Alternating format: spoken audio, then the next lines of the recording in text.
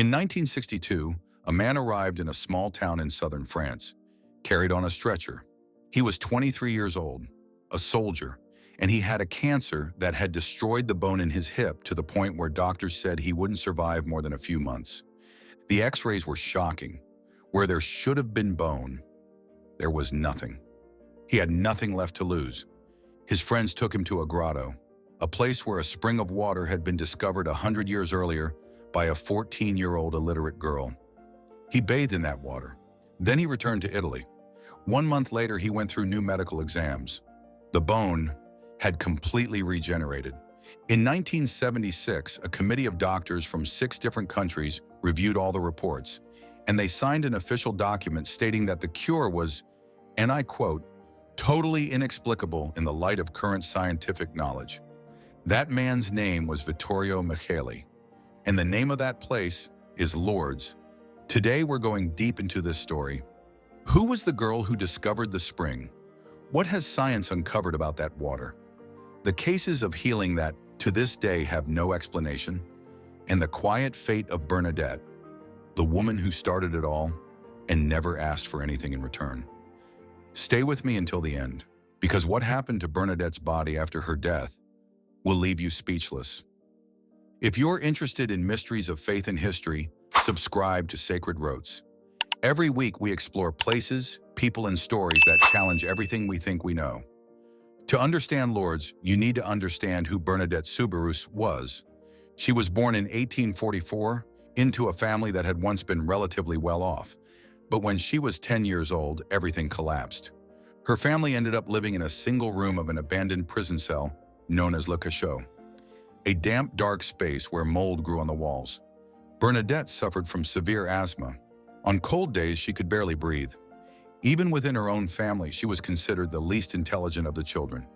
By every standard, she was the last person anyone would choose for a mission. And yet, that is exactly where the story begins. One day, Bernadette went to gather firewood near a grotto, and that's when she saw it, a figure, silent, luminous, standing inside the cave. She would return to that grotto again and again.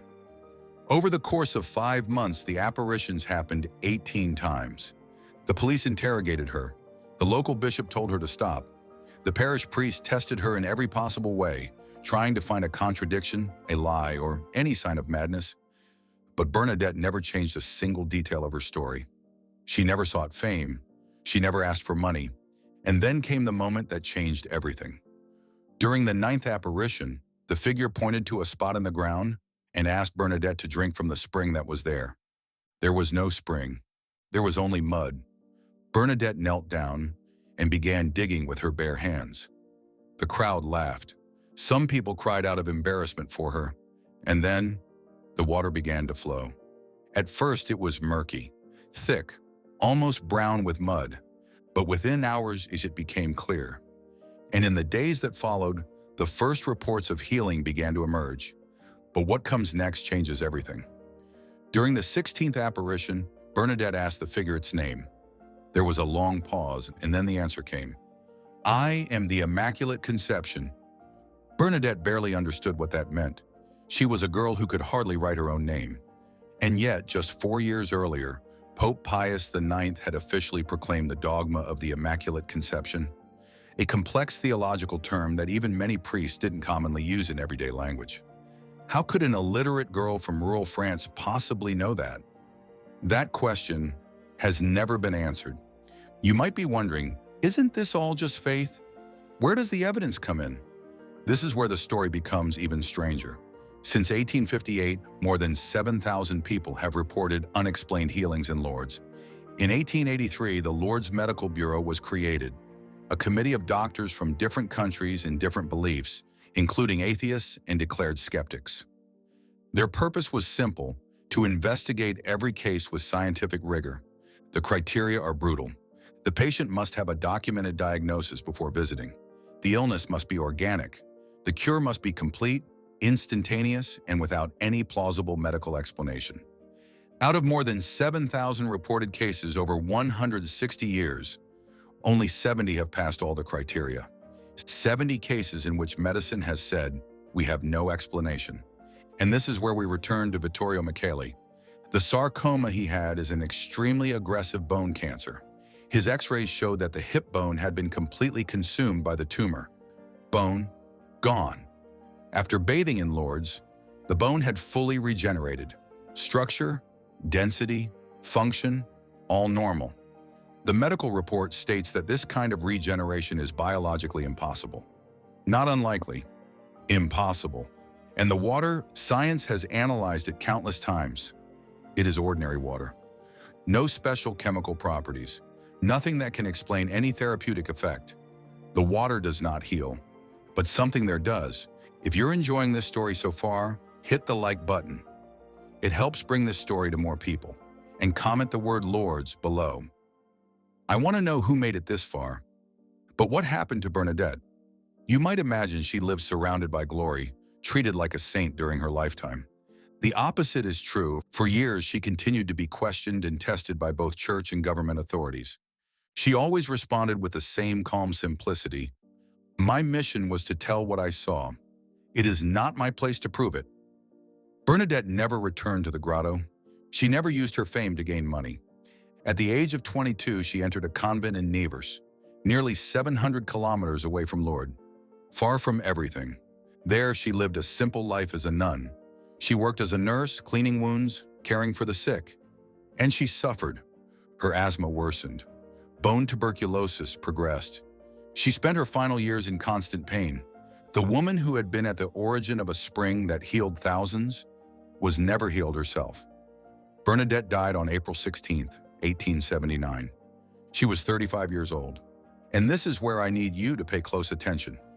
In 1909, 30 years after her death, her body was exhumed as part of the beatification process. What the doctors found stunned everyone in the room. Her body was intact, 30 years buried, and no signs of decomposition. Her skin, her facial features, her hands, preserved as if she had died only days before. The doctors who signed the report were specialists in human decomposition. They found no explanation. Her body was exhumed again in 1919 and again in 1925. Each time the same result. Today, Bernadette's body rests in a glass coffin in the convent of Nevers. Anyone can go there and see. The poor, sick, illiterate girl who lived in a prison cell and simply said what she saw. Canonized in 1933, Saint Bernadette. Why do 6 million people every year still travel to that humble grotto where a girl once dug into the ground with her bare hands? Why do doctors from different countries still sign documents stating that certain cures have no explanation? Why did a bone that no longer existed come back? Science analyzed the water. It found nothing. Medicine analyzed the cases. It said they were impossible. History analyzed Bernadette and found no reason for her to lie. So what is Lourdes? Perhaps it is a place where logic stops, where measuring instruments are not enough, where something happens that cannot be contained in any chart or report. Or perhaps it is exactly what Bernadette said. Without embellishment, without exaggeration, I saw it. And that is all she ever claimed. A 14-year-old girl who lived in a dark cell, suffered her entire life, asked for nothing, and never changed her story, and left behind a spring that, for more than 160 years, continues to make science hesitate. If this story touched something in you, I invite you to continue this journey with us. Here on Sacred Roots, every week we explore the most sacred places, people, and mysteries in the world. Subscribe to the channel, turn on notifications, and tell me in the comments, do you believe that miracles like Lourdes still happen today? In the next video, we'll explore another place that challenges everything science thinks it knows. A place so ancient and so powerful that entire empires were destroyed trying to possess it.